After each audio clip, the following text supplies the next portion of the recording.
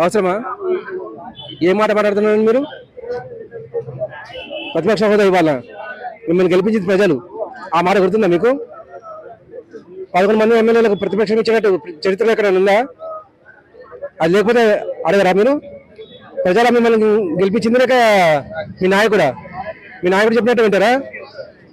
ప్రతిపక్ష ప్రతిపక్ష హోదా అని చెప్పేసి మిమ్మల్ని అడగమన్నారు. అసలు ప్రతిపక్ష హోదా ఎందుకు కావాలి మీకు?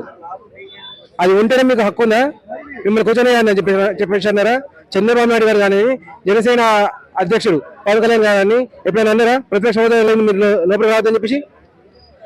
మీకు ప్రజలు పట్టం కట్టింది, మీరు పోయి అడుగుతారని చెప్పేసి వాళ్ళ తరఫున అభివృద్ధి చేస్తారని చెప్పేసి అవి గుర్తుపెట్టుకోండి. ముందు ప్రతిపక్ష హోదా అనేది చాలా చిన్న మాట, దాన్ని పట్టించుకోకండి. దాన్ని మీరు అసలు మీకు విలువ లేదండి. క్లియర్ లేదు అంటారా? ఇవన్నీ వదిలేండి, పోయి జర్నలిస్ట్ లో టీమ్ లీడర్ చేసుకోండి. అట్లనే మేము సంతోషిస్తాం. పర్లేదు, కామెడీ నేర్చుకుందని చెప్పేసి ప్రజలకు వచ్చి కామెడీ చేయకండి.